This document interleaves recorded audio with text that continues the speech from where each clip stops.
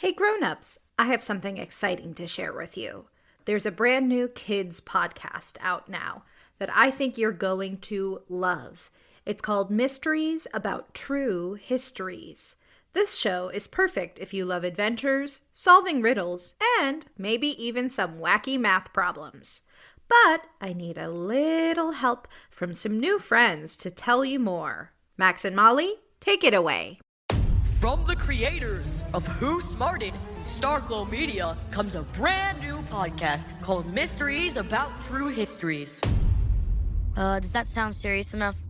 Max, we only have 30 seconds for this promo. Just tell them how your mysterious aunt recruited us into a secret order of problem solvers who travel time and have epic adventures. I don't have to. You just did. Catch new episodes of Mysteries About True Histories every Thursday on Apple Podcasts or wherever you listen to podcasts. Hey Tailblazers, I'm Rebecca Cunningham, and this is Girl Tales, a kids podcast of feminist stories for a new generation. Before we get started, I'd like to wish a very happy birthday to Eliza in Winterville and Julia in Alberta. Eliza and Julia, thank you so much for listening to Girl Tales. Grownups, if you would like to hear your child's name at the top of our next tale, head to patreon.com/girltales and donate today. Now on to our episode. This is Rio and the Case of the Coquís. Enjoy. I'd like to tell you about a friend of mine. Their name is Rio Cruz, and they recently moved to Freshwater from San Juan, Puerto Rico, with their dads, Javi and Kevin. They live just a quick bike ride from me in a small and really pretty blue brick home with their Labradoodle, Sana. The Cruzes are super close to each other. They have a Cruz family tradition that I will let Rio describe. Thanks, Rebecca. So every Thursday, my dads and I break out a giant soup pot that has been passed down for generations and make something called asopao de pollo. Asopao is a delicious, and I mean delicious, stew that can vary in recipe. But ours has rice, chicken, corn, tomato sauce, and so many delicious seasonings like oregano, sazon, adobo, sofrito, and more. Did I mention it's delicious? You definitely did, Rio. Well, it's true. My family and community back home believe in a creation story where our ancestors were created by a hummingbird god that turned pollen into people and who lives among the stars. So my dads and I cook the asopao together, light candles, and place a bowl of stew at our altar to thank the ancestors for our tasty meal, all under the shine from a hummingbird constellation called Comunidad Colibri, hummingbird community. It's not as visible here in Freshwater as it is in PR, but it's still pretty beautiful. We spend the rest of the night catching up on our weeks, listening to music, and just enjoying each other's company. It's my favorite night of the week. I love my dads so much, which is why I basically went to the ends of the earth to find them. Well, Zala and I did. You did. And Rio is here to tell you all that unbelievable frog-filled story. It all happened about a month after me and my dads moved in. It seemed like a regular Thursday. I had gone that morning to pick up some post-dinner treats from the bakery, picked up some fresh blueberries for Zala and her dad, and stopped for a bit to chat with Rebecca before heading back home for dinner. My family makes everything for our asopao from scratch, so it can be a long process. Both my dad and Papi were home. They own their own tailoring business, so they take off just for this day every single week. They are both really handsome and always well-dressed. My dad, Javi, is known for his 3-foot-long locks and for never leaving home without wearing a bow tie. My papi, Kevin, has an afro and probably owns at least 15 pairs of glasses. Wow, that makes a lot of sense, actually. Every time I've seen him, he always seems to be wearing a completely new pair that matches his outfit. He also uses a blue cane with hummingbirds on it, which helps him get around. Yep, my parents are where I got my impeccable sense of style from. Wink, wink. Rio, is that you? Yes. My dad and Poppy were waiting for me in the living room, where we were met by a very excited Sana. Sana, down! That was my Poppy Kevin. The first voice was my dad Javi. Hi, girl. I did a little command I had taught Sana. Dance, Sana. She got up on her back 2 legs and twirled around. We all laughed and cheered. Yeah. We were just lighting some candles and placing some sunflowers on the altar. Can I place my offering at the altar now, Poppy? I have some blueberries Zala freshly picked and gave to me this morning. That's perfect. Go ahead. I walked up to the altar, bowed, and then placed the blueberries on a small plate. The altar was beautifully decorated with a red velvet sheet, 3 white candles, sunflowers, and small dishes and cups that held water, honey, and coffee grounds. And now, the blueberries. Why don't you head upstairs and wash your hands so we can start dinner? You got it. I rushed up to my bathroom to get all cleaned up. The sooner my hands were clean, the closer I was to eating asopao. I had just made it to the bathroom door when suddenly, the room around me began to shake. I stood in the doorframe for safety just in case it was an earthquake, which was really odd because although I'm new to Freshwater, I know earthquakes are not common here. The earthquake was over just as soon as it began. I immediately ran downstairs to check on my dad's, but when I got to the kitchen, Dad? Papi? They weren't there, and Sana would not stop barking at the sky. I searched the other rooms, but no such luck. It seemed like my dads were gone. But why would they leave me and Sana here in an earthquake? I left the house in case they went outside to check on everyone in the aftermath, but they weren't outside either. I was so worried, and I wasn't feeling too good. My head was aching, and my skin started to feel cold and clammy. And if I didn't know any better, it seemed like I was getting smaller and turning yellow. My fingers are changing. I have little discs on my fingers. I'm a frog. Ah! Suddenly, I was no longer a 2-legged human, but a small yellow frog, specifically known as the common Coquís, which is typically found on my native island in Puerto Rico. I looked at myself in the shop window and I couldn't believe my eyes. How did this happen? Wait, what's that sound? Suddenly, the streets began to fill with small yellow frogs crying out the sound they are named for. Coquí! Coquí! Who are all these Coquís? Where did they come from?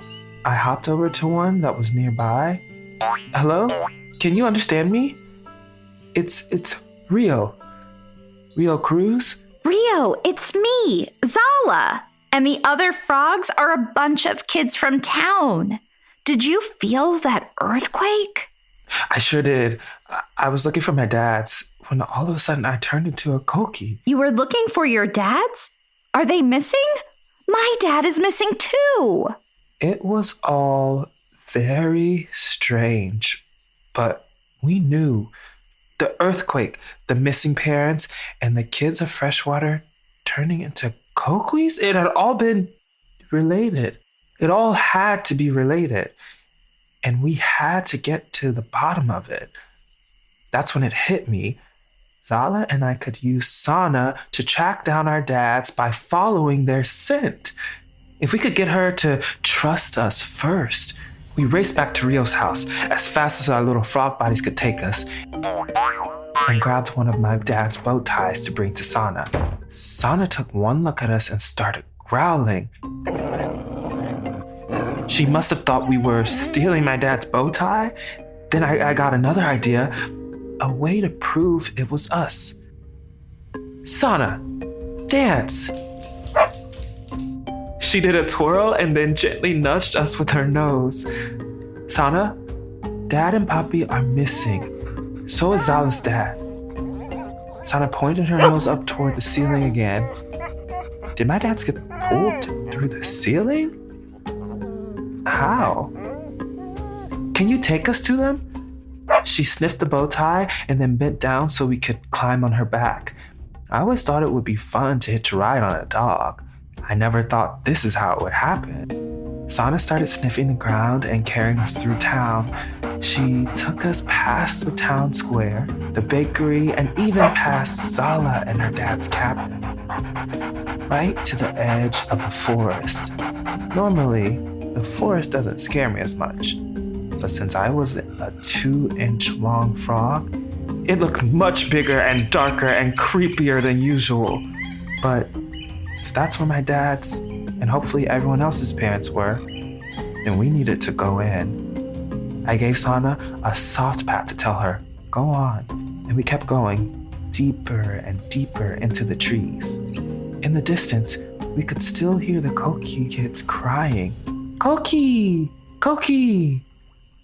Sana finally stopped at the bottom of a tree.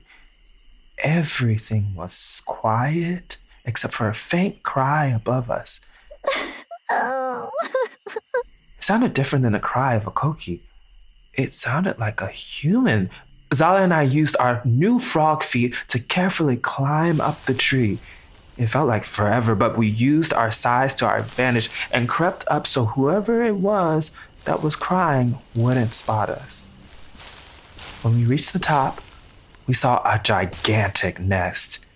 And crying in the corner was not a human, but a giant being with the body of a child and wings of a hummingbird. Their wings looked crumpled, and in their hands was a basket full of the freshwater parents. Our dads! Who are you? Get away from my parents! Your parents? Those are our parents! Who are you? I am Colibri, the god of this forest, and these may have been your parents once upon a time, but now they are mine. Mine! Oh. Colibri gripped the basket tight to their chest. A god? You're just a kid. A kid with wings, but still, just a kid. And those are the kids of Freshwater's parents, not yours. Give them back. Freshwater? What's freshwater? Freshwater is the town this forest is in. The town whose houses you shook to take away all of the parents. Don't you have your own? What gives you the right to take ours? I am an all-powerful god. I can do whatever I want.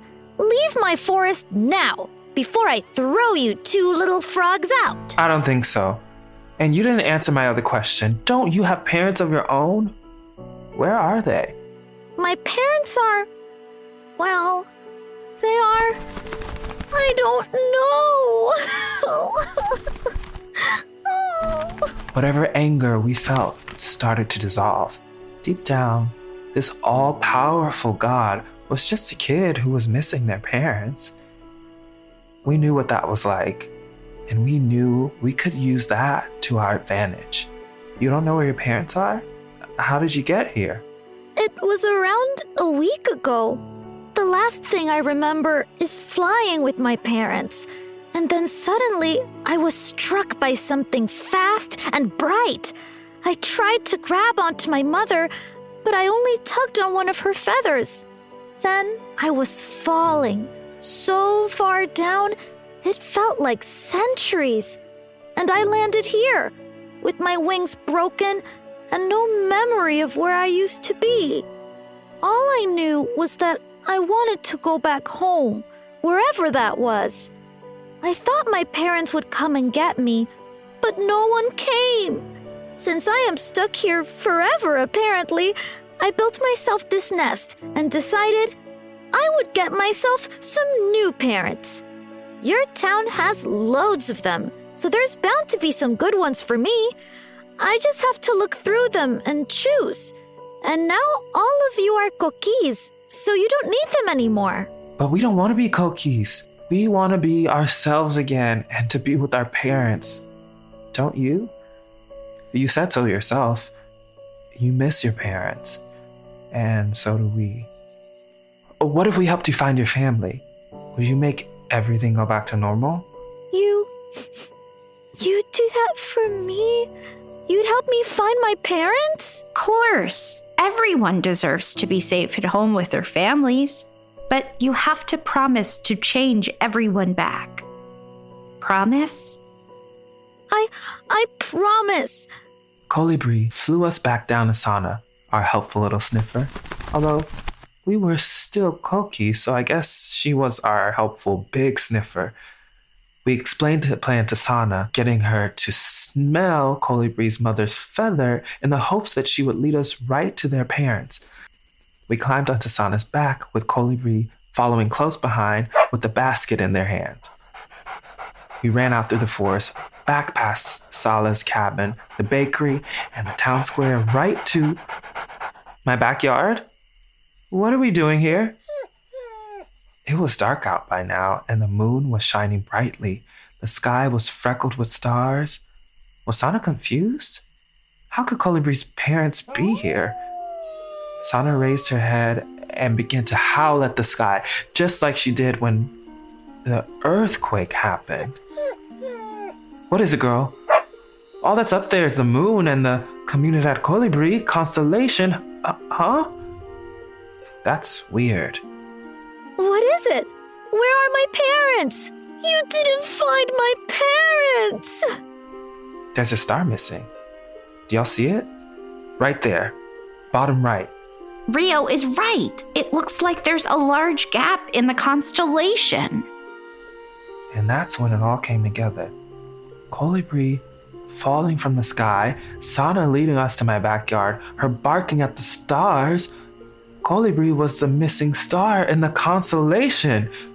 Colibri, we did find your parents. Up there in the Comunidad Colibri. That's where they are. That's where your home is. It is? Hase! But wait, how do I get back up there? How are we supposed to get Colibri back into the sky?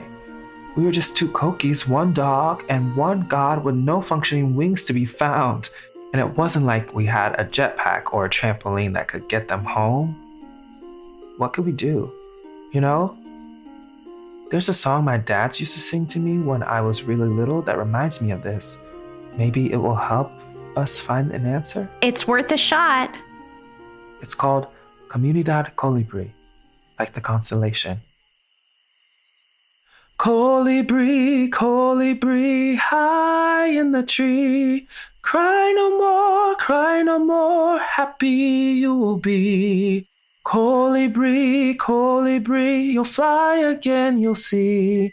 Cry no more, we'll heal what's sore with the love of community. The love of community. What happened next was so magical. As I was singing, Colibri's wings started to heal. I remember where my family is. I remember where my home is. Colibri picked me, Zala, and Sana up in their hands and spun us around. Thank you. I'm so sorry that I took your parents.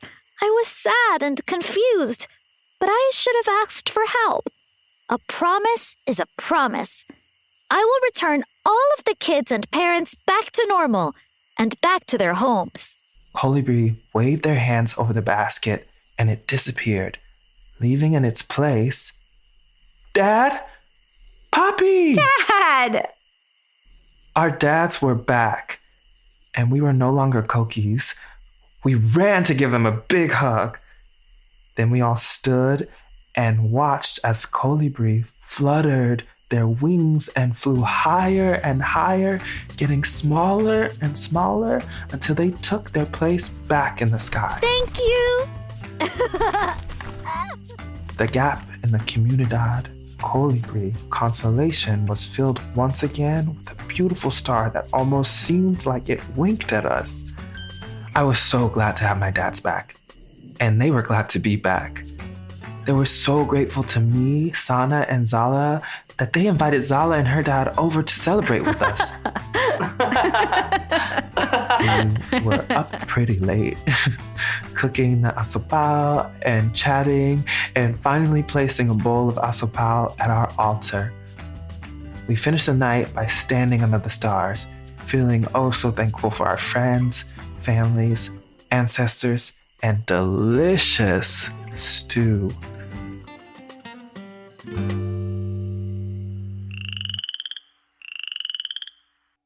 That was Rio and the Case of the Coquís by Imani Russell, produced by Chad Chenail and executive produced by me, Rebecca Cunningham. This episode featured the voices of Ashton Muñiz, Jonny Cortes, Adriana Colón, Rebecca Cunningham, and me, Chad Chenail. Don't forget to subscribe, rate, and review wherever you get your podcasts. And Grownups, you can follow us on Facebook and Instagram. Thank you for listening, and remember, I believe in you. Vienna princess, ain't about the dresses. Vienna princess is bigger than a crown. Vienna princess, doing your best. It takes kindness. It's honest, it's love above the rest. Girl Tales is a Cordelia Studios production.